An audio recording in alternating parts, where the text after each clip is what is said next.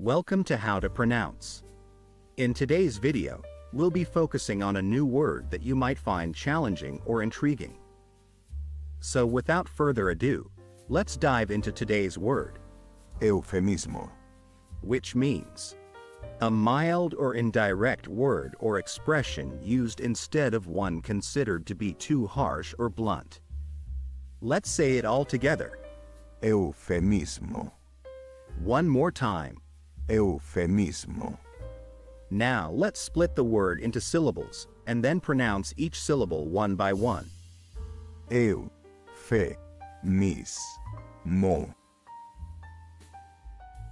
Thank you for joining us on this adventure in pronunciation.